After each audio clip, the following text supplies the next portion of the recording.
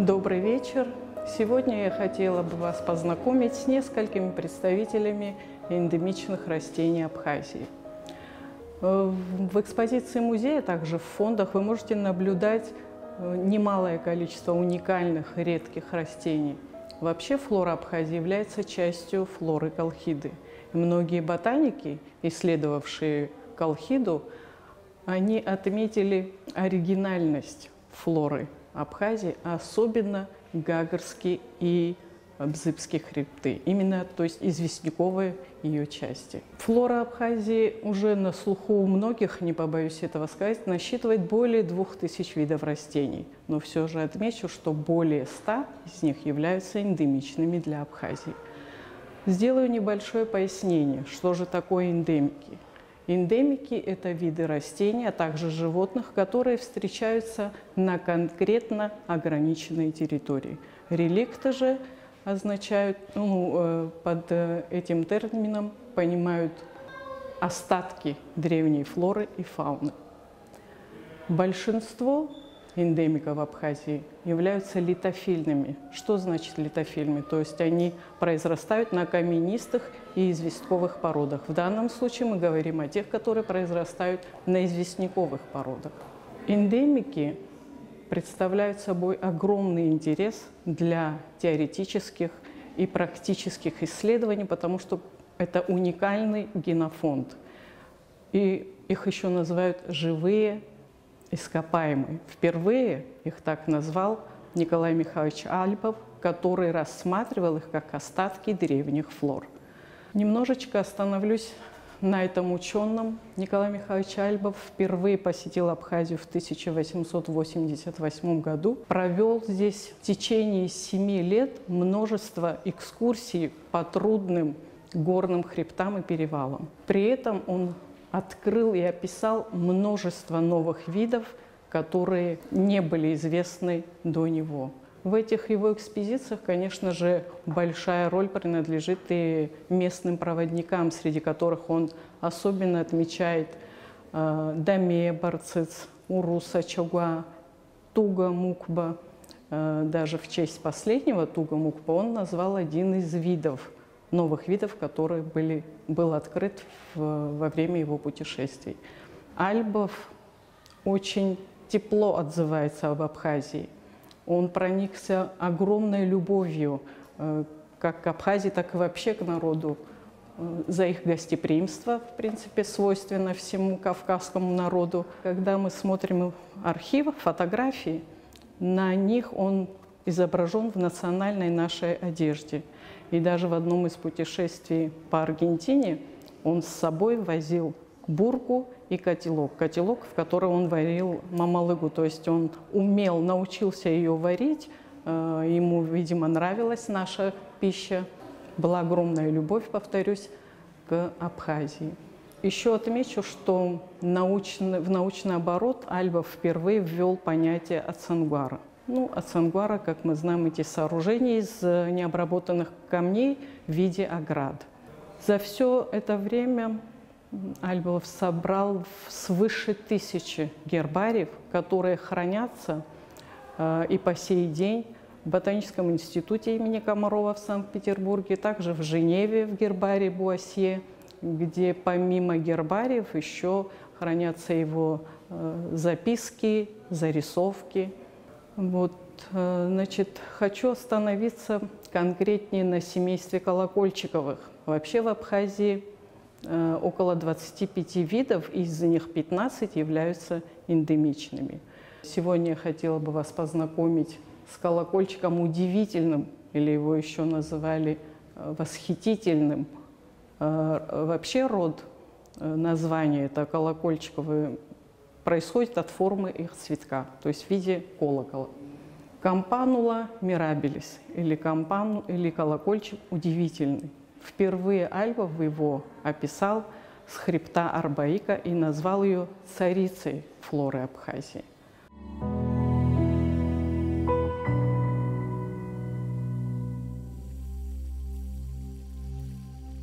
В В одном месте, на отвесной известняковой стене, в нескольких метрах над дорогой, я вдруг заметил большое лиловое пятно. Какое-то растение в полном цвету. Хотя я не мог рассмотреть его издали, тем не менее я тотчас же решил, что это какой-нибудь новый вид. До такой степени он по внешности отличался от всей знакомой мне флоры края. Не будучи в состоянии достать его сам, вследствие большой высоты скалы, я послал туда одного из моих проводников, который босиком с ловкостью кошки вскарабкался на стену и успел с помощью своей палки сорвать желаемое растение. Спустя минуту я держал в руках великолепную кампанулу, подобной которой я еще не встречал. Настоящая пирамида из сотни больших цветов красивого бледно-лилового цвета с пурпуровым оттенком. Листья этого растения самые необыкновенные, очень твердые и снабжены по краям прозрачными маленькими иглами. Как необычный вид, это растение занимает совершенно особенное место в семействе колокольчиковых. Оно не напоминает ни одно из существующих видов, и это заставляет меня думать, что оно – остаток флоры, предшествующей геологической эпохе. Оно было для меня самой ценной наградой за все это трудное путешествие, не говоря уже о весьма законном чувстве удовлетворения от осознания, что я посетил места, в которых ни разу не ступала нога европейца.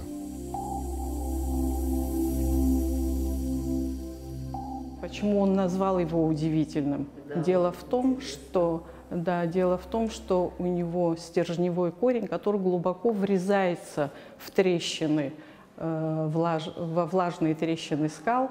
Затем тут же из основы возникает степель высотой от 50 до 70 сантиметров, который на себе несет огромное количество цветов, от 300 до 450. Они бледно-лиловые или же голубого цвета. Значит, можно сказать, что колокольчик удивительный растет в известковой среде. В известковой среде, да. Как и все эндемики, которые именно им были открыты, они, значит, как я сказала выше, находятся на Гагарском и Бзыбском хребтах в известняковой зоне. Данный колокольчик, он произрастает на высоте от 100 до 2300 метров. Вот в такое время, то есть июнь месяц, мы его уже можем наблюдать. Многие путешествуют на озеро Рица. Если остановятся возле Голубого озера, то они увидят на скале утыканные зеленые розетки. Это и есть колокольчик. Цвести он начинает с августа по сентябрь на второй год жизни. И после плодоношения, к сожалению, отмирает. Они одногодичные, да? На второй год, если цветет, значит двухгодичные. Семена же, у них очень хорошая всхожесть. Они могут храниться до 4 лет, сохраняют свою схожесть и выдерживают морозы до минус 28 градусов. Вот эти удивительные, значит, особенности этого растения и дали ему и название. Дело в том, что когда впервые он его увидел, издали, казалось, у него было впечатление, что это нежнейший цветок. Но когда он его взял в руки, листья были очень жесткие, то же самое можно сказать и о стебле. А почему? Потому что корни впитывали ту влагу, которая находилась в известняковой породе, то есть содержащая большое количество кальция. На вид такой нежный цветочек, а на ощупь очень жесткий именно из-за того, что растет в известняковой среде. Да? Да, в известняковой среде. Исследования Альбова были продолжены многими учеными, среди которых Воронов, Петяев, Колоковский, Альфред Алексеевич. Альфред Алексеевич молодым ученым приехал в Абхазию в 30-х годах прошлого столетия. И всю свою жизнь он посвятил изучению как современной, так и ископаемой флоры. Ему же принадлежит идея создания гербария флоры Колхиды. Более 40 тысяч листов попали потом в список ценнейших гербариев мира и хранятся у нас в Институте ботаники Академии наук Абхазии. Профессор, член-корреспондент Академии наук, доктор биологических наук. Альфред Алексеевич, сколько вам лет? К сожалению, много, 88. Для Абхазии существует две проблемы. Желательно, конечно, 3. Первая проблема – это, конечно, флора Абхазии. Вопросы глубокого теоретического значения, потому что Абхазия является убежищем жизни третичного периода. Здесь, как нигде, сосредоточены и ископаемые остатки флоры третичного периода, и современная флора, которая также содержит много этих представителей, которые нужно обязательно охранять. Охранять в первую очередь, потому что в мире таких убежищ, где сохранилось бы таких представителей этой флоры, очень мало. И крупнейший очаг этой флоры – это Колхида, и в особенности Абхазия и ее известняковая часть. Очень богата ископаемыми растениями. Здесь описано более 100 новых видов неизвестных науки.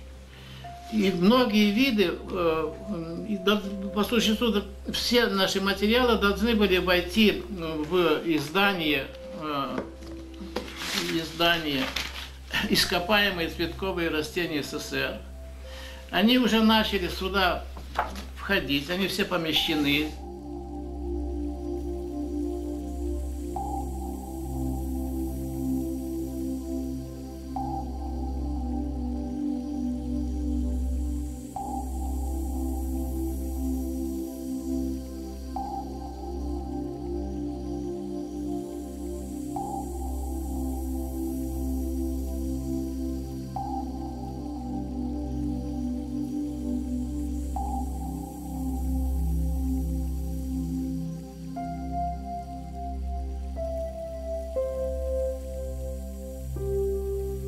Он заново пересмотрел всю систему колокольчикового мира.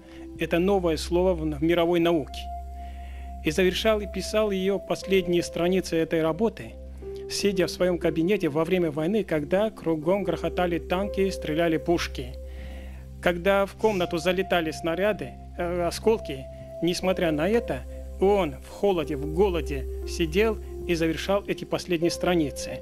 Как истинный ученый, он горел желанием завершить ее, и он эту работу завершил мужественно.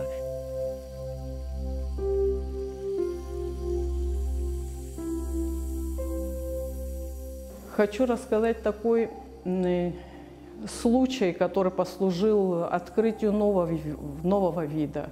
В 1976 году, когда Колоковский разбирал гербарий, собранный студентами, он вдруг обратил внимание, что перед ним экземпляр, ранее невиданный им.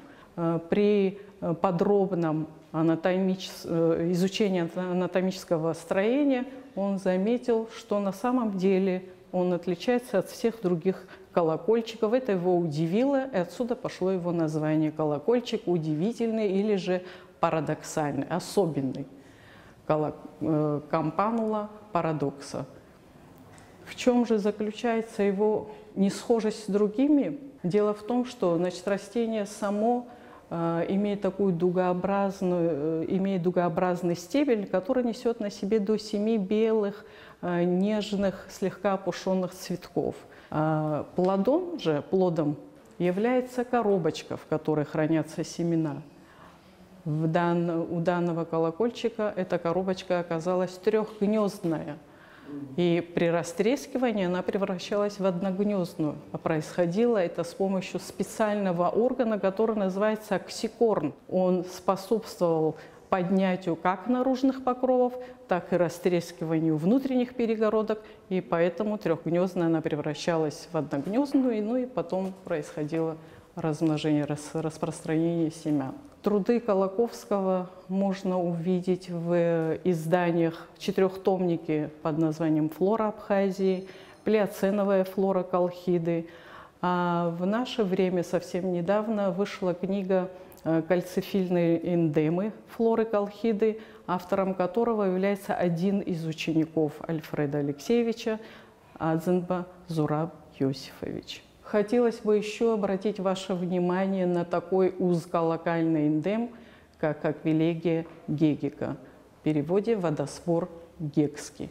Название водосбор он получил в переводе аква – вода, и легос – сбор, то есть цветки, шпорцы цветков, они таким образом изогнуты, что как бы образует сосуд, в который накапливалась влага, роса, дождь. Отсюда пошло название. Хотя существует еще одно русское название – орел. То есть акуила перевели слово акуила как орел.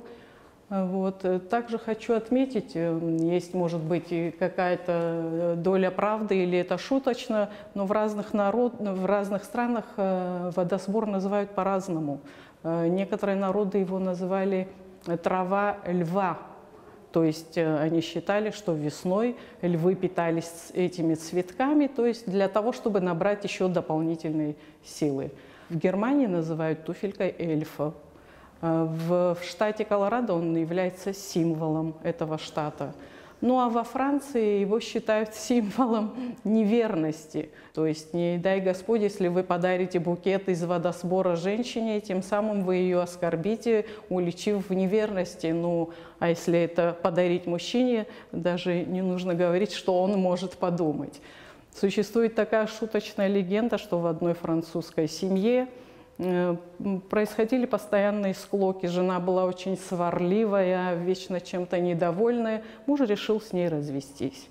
Но жена для того, чтобы спасти свой брак, побежала к мудрецу, чтобы он дал ей совет, что же ей делать в данной ситуации. Этот мудрец ей посоветовал заварить водосбор, цветки водосбора, и набрать этот настой в рот и держать его до тех пор, пока гнев не пройдет, пока женщина не успокоится. Есть и такое поверье. Ну, водосбор – растение, которое имеет стебель длиной от 30 до 35 сантиметров, несет на себе такие поникшие бледно-голубые цветки, встречается. Почему он называется узколокальным, и Аквилегия геккика, само слово говорит, что возле Гекского водопада. Там пройти какую-то 100 метров, его уже не встретишь. То есть это исчезающий вид, редкий вид. Считают его декоративным видом. Ну, чтобы этим небольшим своим рассказом я хотела бы сказать, что все наши немногочисленные эндемы находятся на грани исчезновения. И для этого нужно контролировать бесконечные или неправильные вырубки лесов, постройки неконтролируемые, выгон скота также неконтролируемый никем. Ну и плюс к этому и природные катаклизмы, те же ветры, снеголомы, вредители, болезни. Все это ведет к уменьшению численности популяции наших эндемичных растений. И наряду с тем, чтобы их заносить в Красную книгу, необходимо создать в Западной Абхазии, Западная Абхазия, потому что это известняковая часть, как известно, в западной части создать территории, заповедные территории именно в тех местах, где и локально растут данные растения.